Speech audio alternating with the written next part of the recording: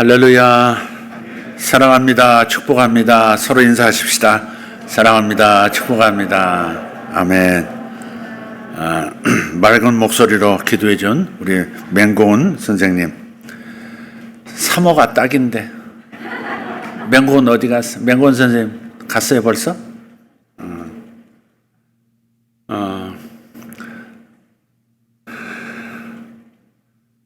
사모가 딱인데 누구 주변에 나이가 들어가니까 막 가슴이 막 떨려요. 해년마다 30 넘어가면 우리 청년들 보면 가슴이 막 떨려. 우리 아들도 9수에 걸려가지고 좋은 일이 있을 줄 믿습니다. 요즘 저에게 들려주시는 성도들의 하나님의 손길을 이렇게 들어보면 아파트 청약 당첨됐습니다. 그런 분도 있고, 또 뭐에 당첨됐습니다. 그런 분들도 계시더라고요. 여러분 모두에게 이런 일이 일어나기를 축복합니다. 특별히 집이 필요하신 우리 청년 세대, 하나님의 기적 같은 일이 일어날 줄 믿습니다. 믿음대로 됩니다. 아멘. 우리 유치부 암송입니다. 소리. 전날 기분이 안 좋았답니다. 은사가. 나를 사랑하는 자들이 삐딱하죠? 나의 사랑을 입으며 나를 간절히 찾는 자가 나를 만날 것이니라. 잠언 8장 17절 말씀. 아멘. 나를 사랑하는 자들이 나를 사랑하는 입으며 도로로 배워가지고 저런 거예요. 찾는 자가 나를 만날 것이라. 네. 잠언 8장 17절 말씀. 아멘. 나를 사랑하는 자들이 나의 사랑을 이루며 찬송으로 배워서 그래요. 간절히 찾는 자가 나를 만날 것이니라. 잠언 8장 17절 말씀. 아멘. 나는 사랑하는 자들이 나의 사랑을 입으며 나를 간절히 찾는 자가 나를 만날 것이니라. 잠언 8장 17절 말씀. 아멘. 이연입니다. 나는 사랑하는 자들이 나의 사랑을 입으며 나를 간절히 찾는 자가 나를 만날 것입니다. 잠언 8장 17절 말씀. 아멘. 나의 사랑하는 자들이 나의 사랑을 입으며 나를 만날 자가 나를 만날 것이니라. 잠언 8장 17절 말씀. 나를 사랑하는 자들이 나의 사랑을 입으며 나를 간절히 찾는 자가 나를 만날 것임이라. 잠언 8장 17절 말씀. 김명희 권사님만 아멘하네. 아무도 아멘 안 하네. 자, 오늘 하나님 말씀 시편 39편 3절입니다. 시편 39편 3절 말씀 같이 읽겠습니다. 내 마음이 내 속에서 뜨거워서 작은 소리로 읊조릴 때 불이 붙으니 나의 혀로 말하기를. 아멘. 한 번 더. 내 마음이 내 속에서 뜨거워서 작은 소리로 읊조릴 때 불이 붙으니 나의 혀로 말하기를. 아멘. 오늘 아이들이 하나님 말씀을 암송했습니다. 우리 어른들도 우리 청년들도 하나님의 말씀, 내게 은혜가 되는 하나님의 말씀을 취해서 하나님의 말씀을 고백하기도 하고 하나님의 말씀을 선포합니다. 나는 번영한다 이렇게 선포하고, 나는 성공할 것이다, 나는 치유되었다, 나의 지경은 넓혀진다, 나는 복을 받았다 이렇게 선포합니다. 그런데 여러분도 알다시피 그 고백과 선포대로 실현되지 않는 경우가 많다는 것입니다. 우리는 믿음을 가지고 선포한다고 하는데 그 일이 이루어지질 않는 거예요. 여기에서 우리는 까닭을 알아야 합니다. 저는 오늘 말씀에 답이 있다고 믿습니다. 오늘 주의 말씀이 여러분에게 잘 이해되고 들려지기를 축복합니다. 하나님의 약속과 나의 현실의 성취 사이에는 알파에서 오메가로 바로 넘어가는 게 아니고 과정이 있다는 것입니다. 순서가 있다는 거예요. 중간 연결고리가 빠지면 자신이 기대한 대로 이루어지지 않습니다. 하나님의 말씀을 무작정 선포한다고 그 말씀이 내 현실이 되지 않는 까닭은 그 중간의 과정들, 그 순서들을 놓치기 때문에 그렇습니다. 연결고리의 첫 번째 단계는 계시입니다. 계시. 둘째 단계는 묵상입니다. 셋째 단계가 선포입니다. 그러니까 선포 앞에 계시와 묵상이라고 하는 이 단계가 있어야 한다는 겁니다. 계시, 묵상, 선포 한번 해봅시다. 계시, 묵상, 선포. 이 순서를 기억하세요. 다시 한번 계시, 묵상, 선포.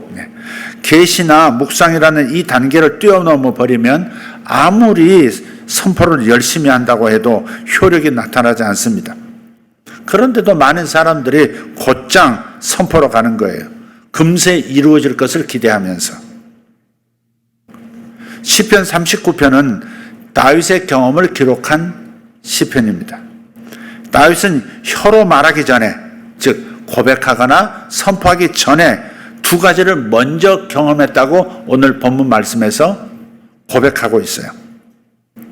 첫째, 다윗은 내 마음이 내 속에서 뜨거워져서라고 말했습니다. 내 마음이 내 속에서 뜨거워지더라. 이게 첫 번째. 둘째, 다윗은 내가 작은 소리로 읊조릴 때에 불이 붙었다 그랬습니다. Fire burned. 불이 붙었다. 내가 작은 소리로 읊조릴 때, 이 말은 묵상할 때 그 말이에요. 묵상할 때. 첫 번째는 내 속에서, 내 마음이 내 속에서 뜨거워졌다. 두 번째는 내가 작은 소리로 읊조릴 때, 즉 묵상할 때 내 마음에 불이 붙었다 하는 겁니다. 뜨거워졌다, 그 다음 단계 불이 붙었다 하는 거예요. 그래서 먼저 이 두 단계를 주목해야 합니다. 다윗은 마음이 뜨거워졌고 그 다음 묵상했습니다. 그렇다면 다윗이 자기 마음이 뜨거워졌다고 말한 것은 도대체 무슨 경험일까 하는 겁니다. 무슨 뜻일까요? 마음은 믿음의 자리죠. 그래서 마음으로 믿어서 구원에 이르게도 됩니다. 또 마음은 영적 능력의 자리이고 계시의 자리입니다. 우리가 읽는 신약 성경에서는 계시라는 단어를 사용합니다. 구약에는 계시라는 단어를 사용하지 않아요. 그런데 신약에 계시라는 단어가 나옵니다. 계시를 풀어보면 이렇습니다. 계시는 하나님의 마음을 알게 되는 초자연적인 통찰력, 이렇게 정의할 수 있습니다. 계시가 뭐라고요? 하나님의 마음을 알게 되는 초자연적인 통찰력. 그게 바로 계시입니다.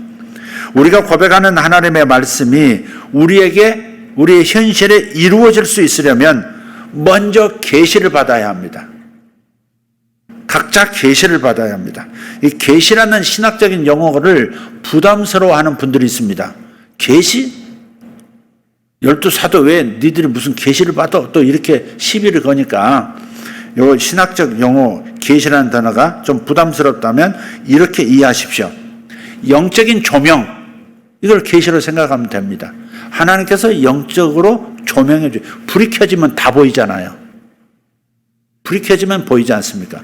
분명히 이 가운데 사람들이 앉아있는 게 분명한데 불이 없으면 아무도 안 보이지만 불이 켜지면 다 보입니다. 이걸 바로 영적인 조명이라고 하는 겁니다.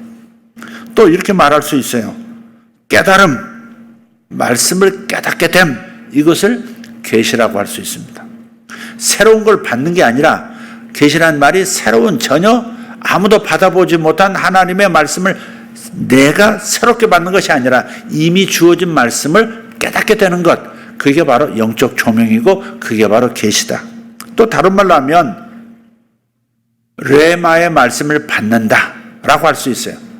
일반적인 성경 전체의 말씀은 로고스입니다. 로고스. 성경에서 말씀이라고 번역할 때 헬라어에는 두 가지 단어가 있어요. 하나는 로고스가 있고요, 하나는 레마가 있어요. 로고스는 말씀 일반, 즉 모든 말씀들을 로고스라고 표현합니다.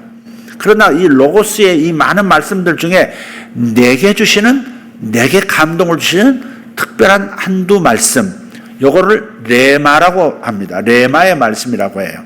그래서 계시를 받았다, 그 말은 레마의 말씀, 내게 주시는 말씀을 받았다 하는 말과도 같은 거예요.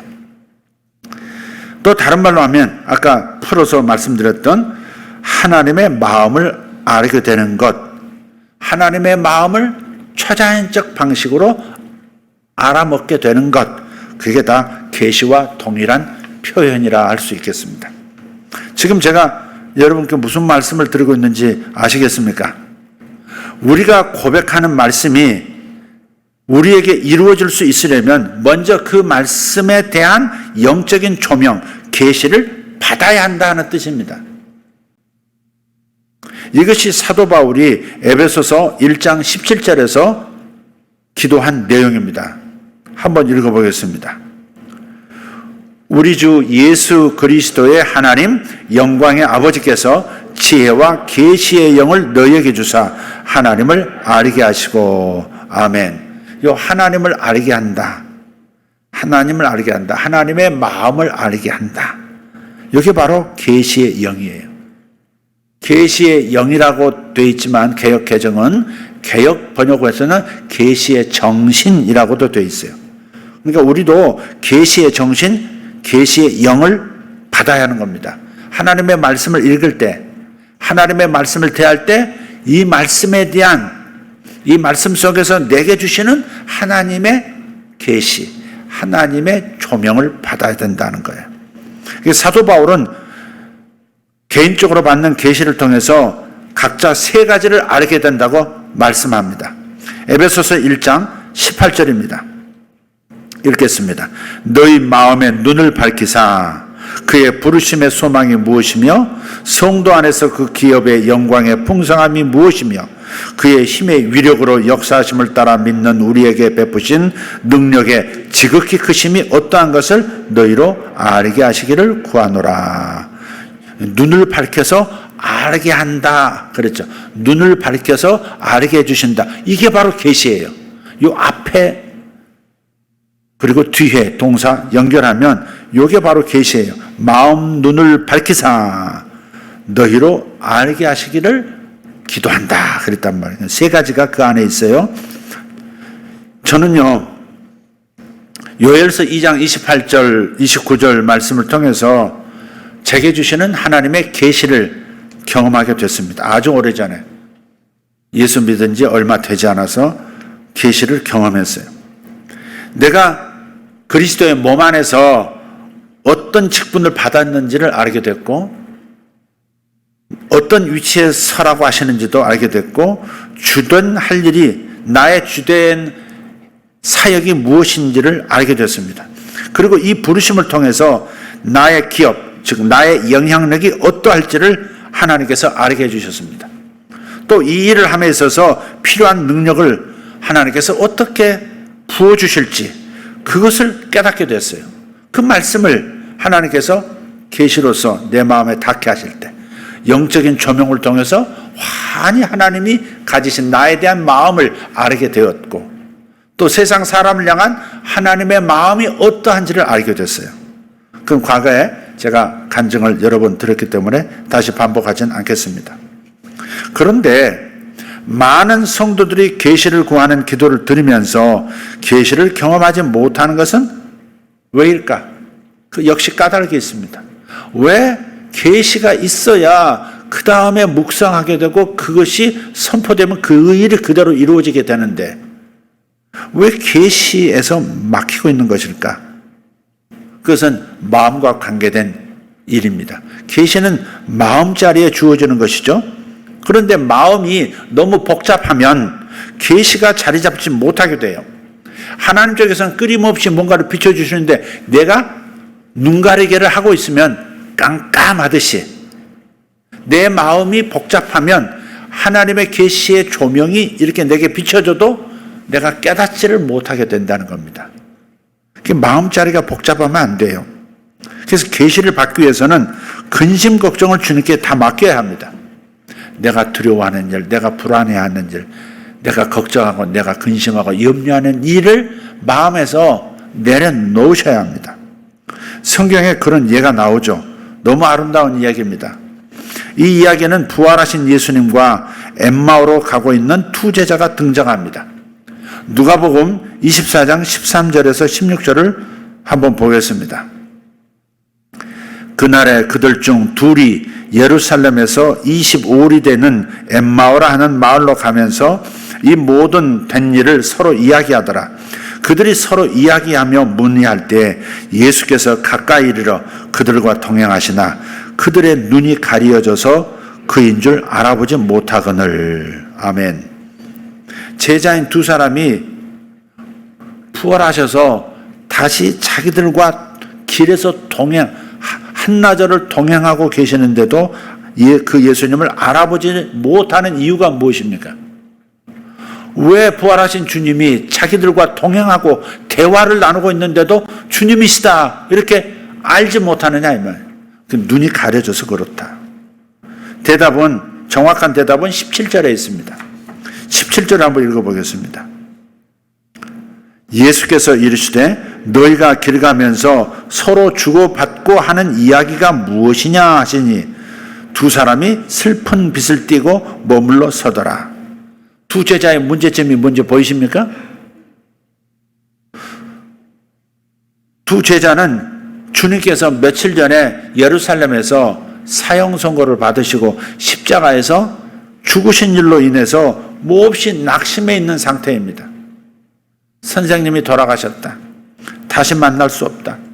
3년간 믿고 따랐는데 그분이 죽으셨다.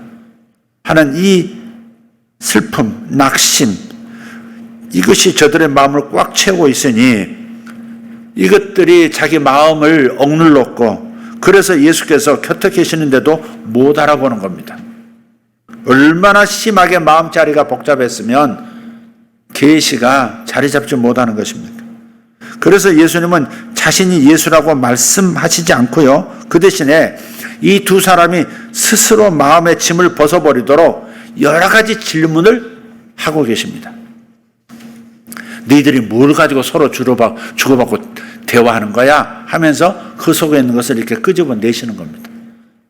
주고받고 하는 내용이 뭐예요 지금? 예루살렘에서 어째서 예수님이 그렇게 속절없이 돌아가실 수가 있어? 그렇게 능력 많으신 분이 왜 자기를 구원하지 않으신 거야? 왜 죽으셨어야 하는 거야? 이게 도대체 무슨 일이야? 뭐 그런 얘기들을 계속하고 있었던 바로 그 마음의 괴로움에 대해서 지금 서로 주고받는 겁니다. 우리도 마음의 괴로움이 있을 때 누군가와 이야기를 나눈다면 도움이 되지 않겠습니까? 특히 그 대상이 주님이시라면 어떻겠습니까? 만약 주님과 나의 괴로움을 나눈다면 우리의 마음은 신속하게 가벼워질 겁니다. 치유가 될 거예요. 여러분도 알다시피 근심과 슬픔에 빠져 있을 때는 성경을 읽어도 기도를 해도 잘 들어오지 않고 기도가 잘 되질 않습니다. 성경 공부반에 들어가도 아무것도 얻는 것이 없을 겁니다. 우리가 근심 가운데 있을 때는 계시가 우리를 찾아올 수가 없습니다. 빛이 아무리 강렬해도 눈 가리개를 눈에 씌우고 있는 한은 빛의 도움을 받을 수 없습니다. 그래서 성경을 읽기 전에, 성경을 공부하기 전에, 기도를 하기 전에 먼저 염려부터 다 주님께 맡기는 것이 중요합니다. 그래서 마태복음 6장 맨 마지막에 그러므로 너희 모든 염려를 다 주께 맡겨버리라. 한날 괴로움은 그날의 족하니라. 내일 일은 내일이 걱정하게 해라. 그렇게까지 말씀을 하셨습니다. 염려를 다 주께 맡기는 것이 중요해요. 오늘 말씀을 들으면서도 말씀이 귀 속에 마음속에 안 닿는 분이 혹시 계시다면 마음이 복잡한 게 있는 거예요. 그것이 특별히 감정적으로 괴로울 때, 근심 걱정이 있을 때, 자기가 불안해하는 어떤 생각들이 자리를 잡고 있을 때 안 들어오게 되어 있습니다. 그래서 그 염려부터, 그 근심부터 주님께 맡기는 것, 이게 지혜인 줄 믿습니다. 그렇게 할 때 우리는 성경을 읽을 준비가 된 것이고, 설교를 들을 준비가 된 것이고, 계시를 받을 준비가 된 겁니다. 모든 염려와 낙심에서 해방되어 계시가 자리 잡을 공간이 마음에 생겼기 때문에 그런 것입니다. 두 제자가 마음에서 짐을 내려놓자 예수님께서 이들에게 성경을 말씀하기 시작합니다. 그 전에 말씀하지 않아요. 니들이 뭘 가지고 대화하는 거야? 뭐 때문에 얼굴빛이 그래요? 뭐 걱정스러운 일 있으세요? 이렇게 주님이 말을 걸어가지고 그 속에 있는 것들을 이렇게 끄집어낸 다음, 정리해 준 다음에 그 다음에 하나님의 말씀을 들려주기 시작해요. 예수님께서 뭐라 말씀하시느냐? 메시아가, 구약에 약속된 메시아가 자신의 영광 속으로 들어가기 전에, 영광 받기 전에 먼저 고난부터 받아야 한다 하는 것을 구약 성경을 통해서 설명하기 시작하십니다. 누가복음 24장 25절에서 29절입니다. 같이 한번 읽어보겠습니다. 이르시되 미련하고 선지자들이 말한 모든 것을 마음에 더듬이는 자들이여, 그리스도가 이런 고난을 받고 자기의 영광에 들어가야 할 것이 아니냐 하시고, 이에 모세와 모든 선지자의 글로 시작하여 모든 성경에 쓴 바 자기에 관한 것을 자세히 설명하시니라. 그들이 가는 마을에 가까이 가매 예수는 더 가려 하는 것 같이 하시니, 그들이 강권하여 이르되 우리와 함께 유하사이다. 때가 저물어 가고 날이 이미 기루었나이다 하니, 이에 그들과 함께 유하러 들어가시니라. 여기서 낙심의 원인이 뭐라고 합니까? 이 두 사람의 낙심의 원인이 뭡니까? 낙심을 떼어내지 못하는 원인이 뭐예요? 아니, 낙심을 하게 된 원인이 뭐예요? 성경을 더듬 믿는다 그랬잖아요. 성경을 더듬 믿는다. 가르친 말씀을, 들은 말씀을 더듬 믿는다 하는 데 있다는 것을 알 수 있습니다. 또 낙심 중에 있을 때는 계시가 빨리 주어지지 않는다는 사실도 알 수 있습니다. 이 두 제자의 마음 상태를 한번 그려보세요. 28절을 보면 예수께서는 그들과 헤어져서 더 가시려는 척 하십니다. 두 갈래 길이 나타났어요. 계속 직진하는 길이 나타나고 옆으로 빠지면서 한 마을로 들어가는, 그게 엠마오라고 하는 마을이에요. 이 두 제자는 본래 태생이 엠마오 출신입니다. 그래서 스승은 돌아가셨고 제자들은 뿔뿔이 공동체가 흩어졌고, 그래서 고향 앞으로 해서 지금 엠마오로 내려가는 길에 예수님을 만났었어요. 근데 갈림길이 나타났는데 하나는 엠마오로 가는 길이고 하나는 딴 길로 가는 길이에요. 예수님께서 저들이 가는 엠마오 길로 가지 않고 계속 직진해서 가는 것처럼 빠이빠이 하려는 척 하시는 겁니다, 지금. 예수께서는 두 사람이 성경을 더 부지런히 알기를 원하셨는지, 아니면 그렇지 않으면 원하는지, 그렇지 않으면 이 정도로 만족하려는지를 체크해 보려고 하신 겁니다. 이렇게 성경 말씀을 가르쳐서 이제 깨닫게 되었을까? 더 알고 싶어 할까? 하는 것을 테스트하려고. 이 받을 준비가 되어야 더 줄 수 있거든요. 나귀를 이 냇가까지 끌고 올 수는 있어도 물을 마시게는 할 수 없다 그러잖아요. 물 마시는 건 지들이 마셔야 되는 거니까. 그런 것처럼 예수님께서도 여기까지 말씀을 가르치고 이제 깨달음이 어느 정도일까 이렇게 살피고 계시는 중에 두 갈래 길이 나왔는데, 예수님께서 더 배우고 싶어 하는가 아니면 이걸로 족하다고 생각하는가를 체크해 보려고 그냥 헤어지자 하는 척 하신 것이다 이 말이죠. 다행스럽게도 두 제자가 성경을 더 알기를 원합니다. 그래서 성경에 대한 가르침을 더 받기 위해서 주님을 자신의 집으로 모시려고 합니다. 우리도 이와 같이 해야 될 줄 믿습니다. 피상적으로 성경을 읽어서는 안 되고 알려고 해서는 안 됩니다. 계시를 얻기 위해서는 말씀을 더 깊이 파야 합니다. 계시의 단계로 접어들려면 하나님의 말씀을 더 깊이 파야 되는 거예요. 땅을 조금 판다고 지하수가 여기저기서 솟아오르는 것은 아닙니다. 한 군데를 파더라도 깊이 팔 때, 더 깊이 팔 때 신선한 물을 얻을 수 있습니다. 31절, 32절을 보면 드디어 제자들에게 계시가 임합니다. 31절, 32절 읽겠습니다. 그들이 눈이 밝아져 그인 줄 알아보더니, 이게 어디서 나오는 구절의 내용이죠? 아까 에베소서 1장 17절 너희의 마음의 눈을 밝히사 했을 때 바로 그 부분이, 그게 바로 계시란 말이에요. 자, 그들의 눈이 밝아져 그인 줄 알아보더니 예수는 그들에게 보이지 아니하시는지라. 그들이 서로 말하되 길에서 우리에게 말씀하시고 우리에게 성경을 풀어주실 때 우리 속에서 마음이 뜨겁지 아니하더냐 하고. 근데 이 구절에서, 이 31절 32절에서 아주 흥미로운 반응이 나타납니다. 이 대목에서 아주 흥미로워요. 부활하신 주님께서 동행하셨다는 사실 때문에 깜짝 놀라서 주님을 더 붙들어야 되고, 주님이 호련히 초자연적으로 갑자기 사라지신 것을 아쉬워해야 할 텐데, 그렇지 않고 오히려 부활하신 주님이 자기들에게서 사라지신 것을 말하지 않고 길에서 집에서 하나님의 말씀을 배울 때 자신들의 마음이 뜨거워졌었다 하는 것을 놀랍게 여겼다는 점입니다. 이게 흥미로운 부분입니다.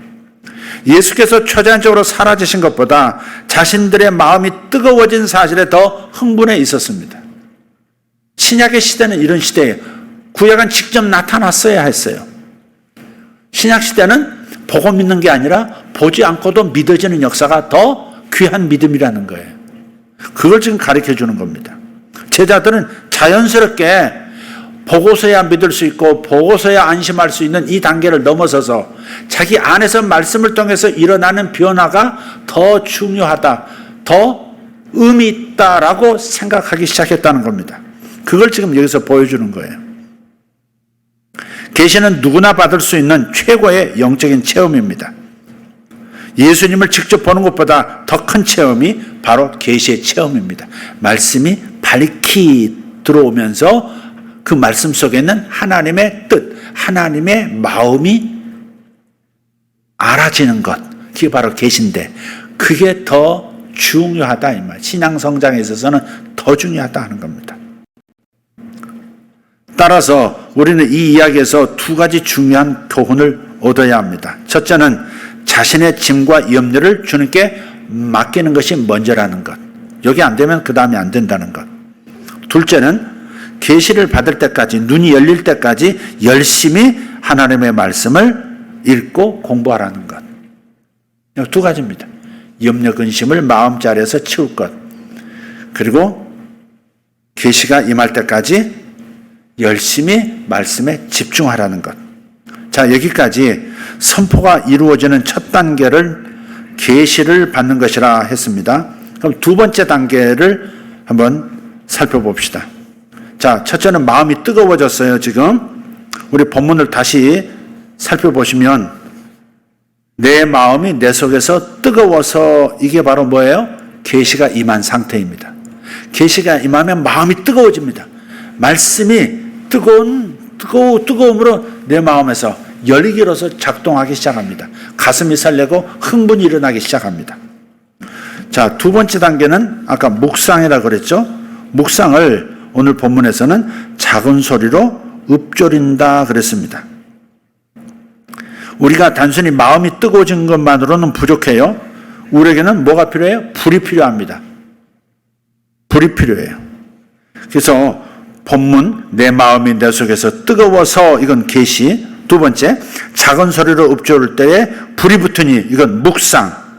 세 번째 단계, 나의 혀로 말하기를, 이건 고백이고 이건 선포인 것이죠. 바로 이 순서, 계시, 묵상, 선포 순서가 나와 있는 겁니다. 킹 제임스 번역본에는 이렇게 되어 있습니다. 내 마음이 내 안에서 뜨거워 내가 묵상할 동안 그 불이 탔으니 그랬어요. 요 작은 소리로 읊조릴 때라고 개정은 번역을 했지만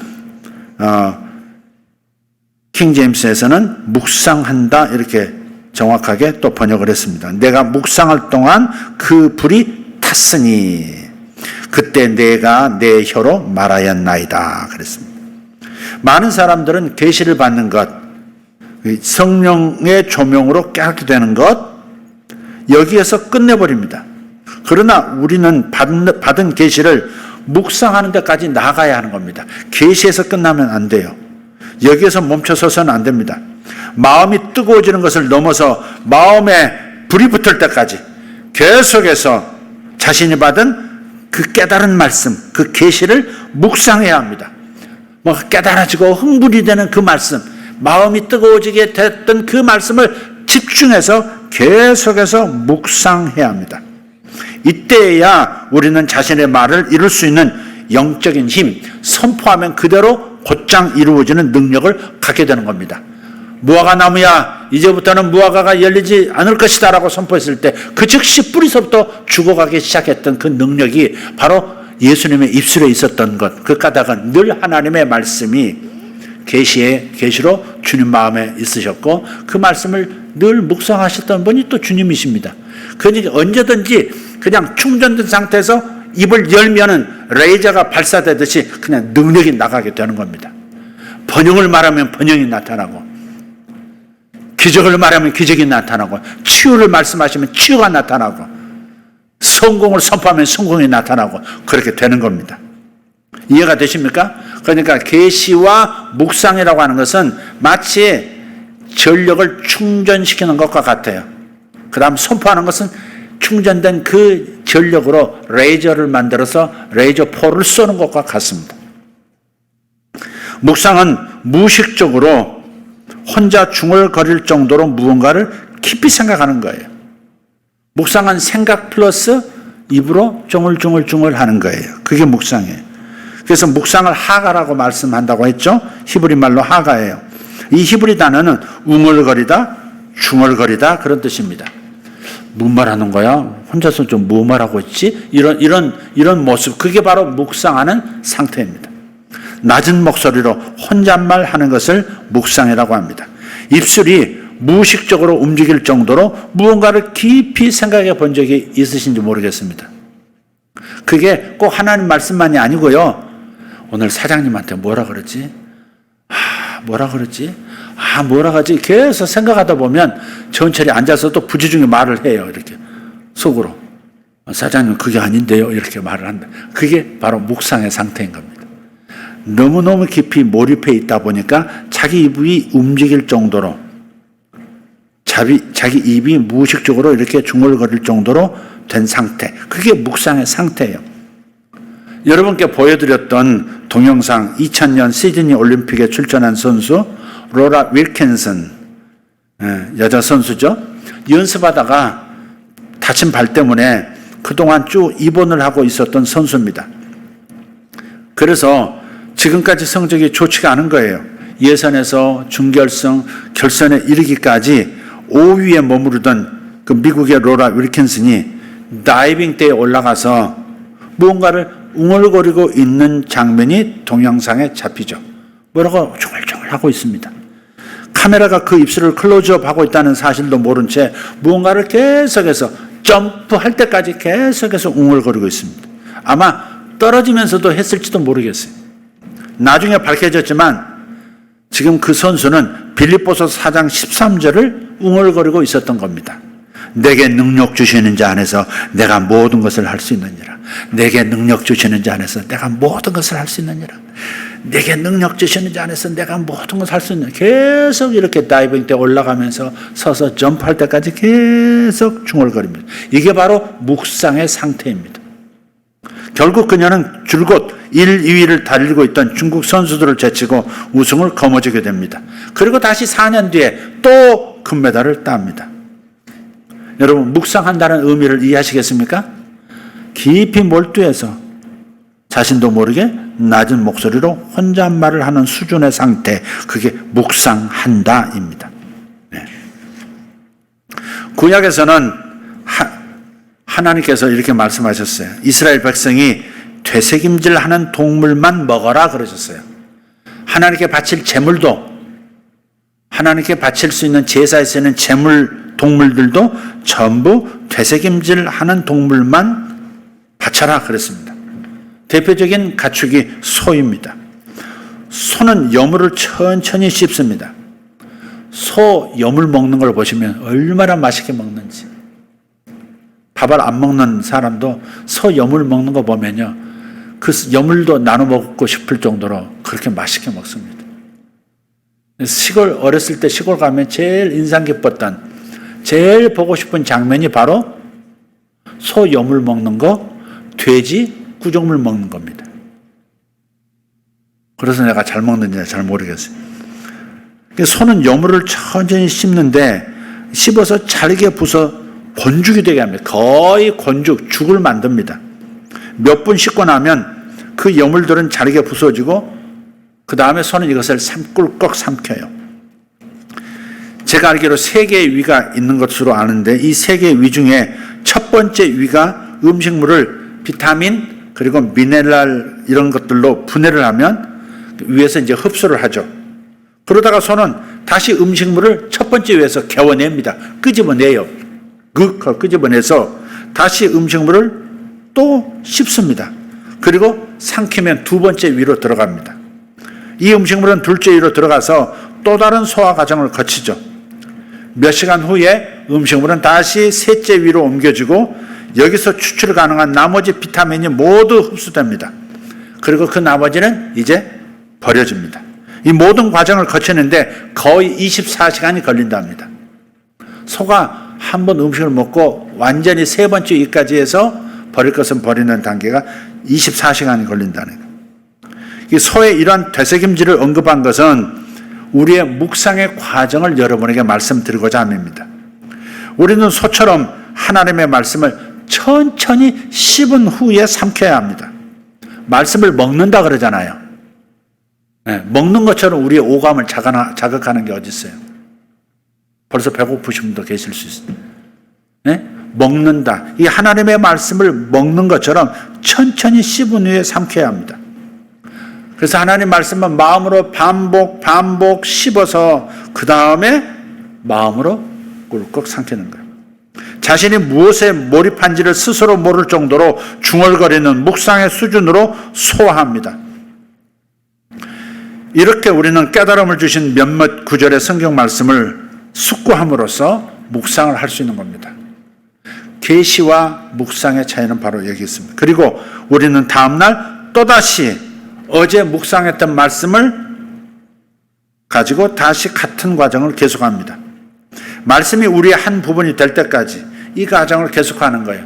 소가 여물을 먹고 그 여물이 자기의 몸의 일부분이 될 때까지 과정을 계속하듯이 우리도 계속해서 되새김질을 해야 하는 겁니다. 한 번 묵상으로 끝나는 게 아니라 그 불붙은 말씀이 계속 더 크게 불붙을 때까지, 장작을 아궁이에 더 집어넣고 더 집어넣는 것처럼 계속해서 반복 되새김질을 해야 합니다. 네. 이것이 바로 다윗의 경험이에요. 바로 그런 상태에서 무언가에 대해서 자기의 마음의 갈망과 자기의 마음의 소원들을 선포하기 시작하고 고백하기 시작하면 기적 같은 일들이 나타나기 시작하는 거예요. 좀 반대, 아까 하나님께서 정결한 짐승, 부정한 짐승, 바칠 수 있는 짐승, 바칠 수 없는 짐승, 먹을 수 있는 짐승, 먹지 못할 짐승을 말씀하실 때 먹지 못할 짐승이 바로 돼지입니다. 불행히도 대부분 사람들은 돼지가 구종물을 먹는 것처럼 말씀을 그렇게 먹습니다. 돼지 먹는 거 한번 보세요. 소와는 다릅니다. 돼지는 먹을 수 없는 동물로 구약은 지정한 까닭이 바로 여기 있습니다. 음식물을 거의 씹지 않고 그냥 삼켜버려요. 구종물이란 말이 맞습니다. 우리는 단지 구종물을 하면 더러운 물을 생각하는데, 시골에서 먹다 남은 음식과 함께 그 국찌꺼기, 쌀뜨물 그런 것들을 전부 어디다 담느냐면, 따로 통을 담기도 하지만은 보통 이렇게 이 방아 찢는 그 돌로 만든 방아 안에다 이렇게 좀 담아둬요. 이렇게 아침, 점심. 그래서 틈 나면 이렇게 떠가지고 바가지로 떠가지고 돼지 그 구유에다가 이렇게 부어주면 먹는데 그 중에 왕건이가 있어요. 이렇게 돼지는 코를 이렇게 다 박습니다. 이렇게 물속으로 다 집어넣어요. 어디서 길러보신 분 아실 거예요. 푹 집어넣어서 그 중에서 숨은 어떻게 쉬나 몰라요. 그래서 왕건이를 찾습니다. 그래서 고구마 한 덩어리에다 잡히면 확 그냥 우적우적해서 꿀떡 삼킵니다. 씹긴 씹어요. 씹긴 씹지만 자르게 씹지 않아요. 꼭꼭 씹지 않고 그냥 대충 씹어서 목구멍만 넘어갈 정도 되면 그냥 꿀떡 삼켜버리는 겁니다.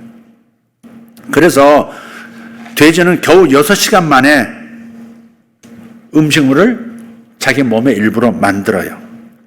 그래서 음식물의 영양분을 극히 미량밖에 흡수하지 못하는 겁니다. 음식물을 너무 급하게 먹기 때문에 충분히 영양을 자기 영양소로 만들지 못한다 하는 겁니다. 대부분 사람들이 말씀을 죄송해요. 돼지처럼 대하는 겁니다. 말씀을 급하게 먹어요. 성경에서 많은 것을 얻어내지 못하는 까닭이 바로 여기에 있습니다. 그냥 읽고 잠깐 은혜 받고 끝나버린다는 거예요. 꿀떡 삼키고 은혜 받았다. 그리고 끝내버리고 그 다음 묵상의 단계로 안 간다는 겁니다.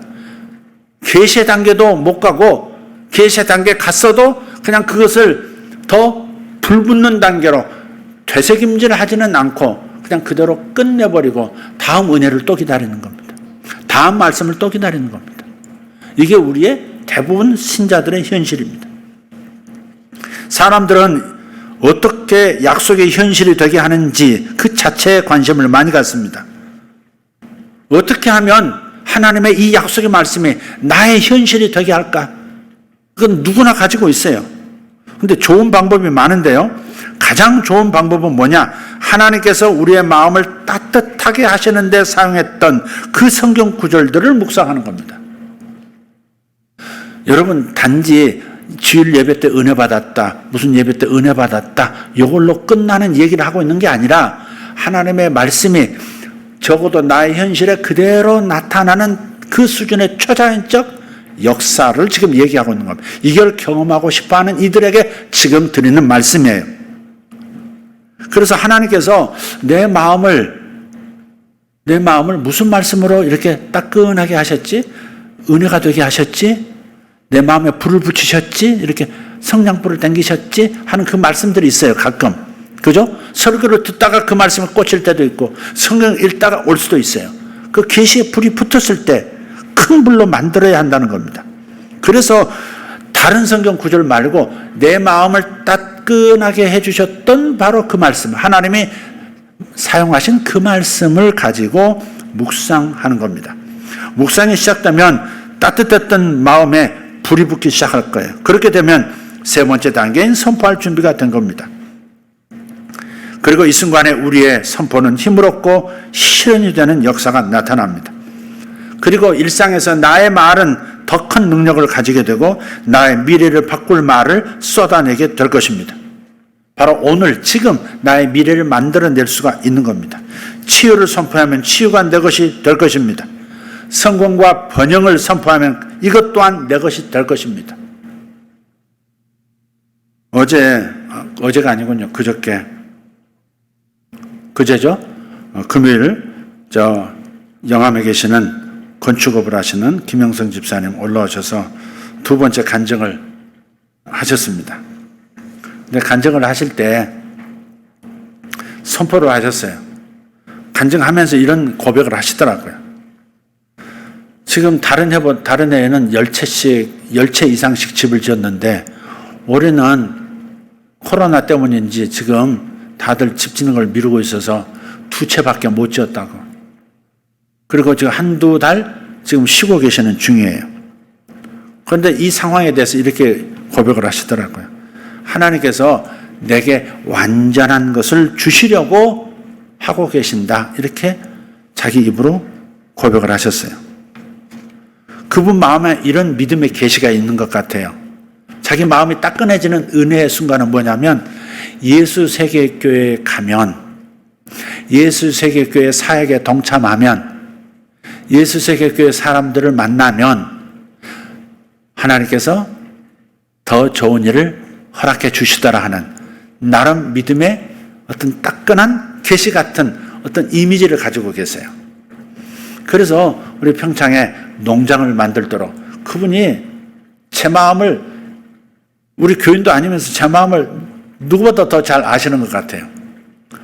그러니까 저 농장을 만들어 염소도 키우고 닭들도 키우고 알도 뭐 이렇게 한 판씩 나오고 뭐 이런 상황인데, 그런데 내가 원하는 것이 그 농장을 통해서 어른도 그렇지만 특히 아이들이 올 때에 그렇게 좋은 정서를 좀 이렇게 갖게 하려는 의도를 그분이 말 안 하는데도 읽는 거예요. 그러니까 이번에 올라오시기 전에 전화를 하셨어요.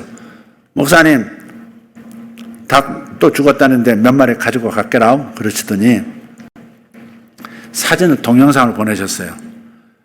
요런 알 낳는 닭, 곧 조금 있으면 알을 낳을 수 있는 닭을 한 20마리 가지고 갈까요? 아니면 다른 동영상, 요 어미닭이 며칠 전에 부화를 했다는 거예요. 알을 품어가지고.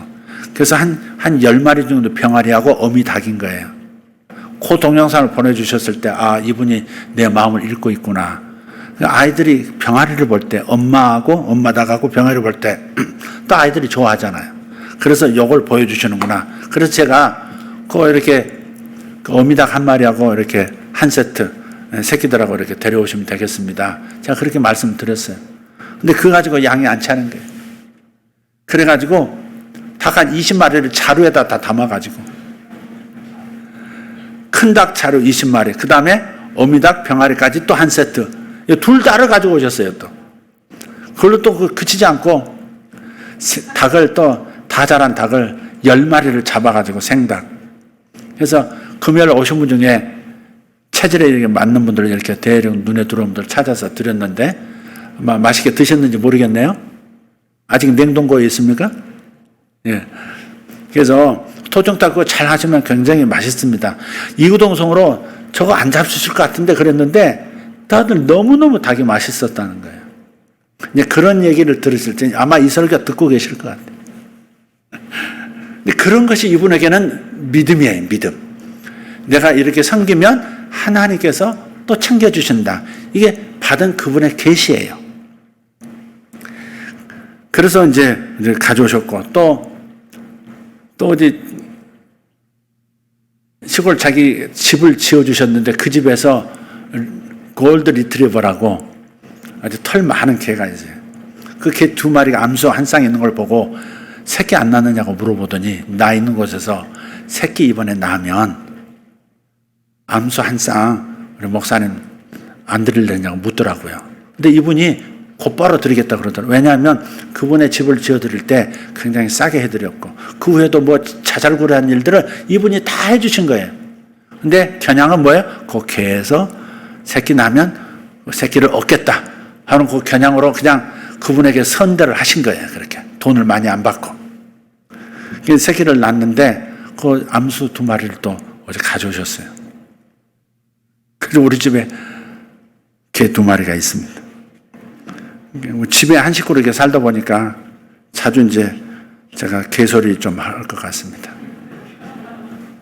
잘 들으셔야 합니다. 개소리 많이 할 것 같아요. 어쨌든 이분의 믿음의 계시가 무엇인지 말씀드렸고, 그래서 2채밖에 못 지었지만 그러나 하나님께서 완전한 것으로 주실 줄 믿습니다. 그러고 가셨어요. 그때 저도 동의했어요. 아멘. 제가 저 뒤에서 아멘. 그 믿음의 고백대로 될지어다라고 저도 선포했어요. 근데 그제 저녁에 설교하시고 밤중에 이제 가셨단 말이에요. 그 다음날 오전에 전화가 왔어요. 오후에 전화가 왔어요. 사모님한테. 사모님, 목사님 옆에 계신가라? 계세요. 그랬더니 아니 어제 그 간증가 왔는데 오늘 와가지고 완도에서 집을 한 채 짓기로 계약을 마쳤다는 거예요. 네. 완도에 집을 한 채 짓기로 계약을, 완전한 집이라는 게, 완전한 것이라는 게 완도에 있는 겁니다.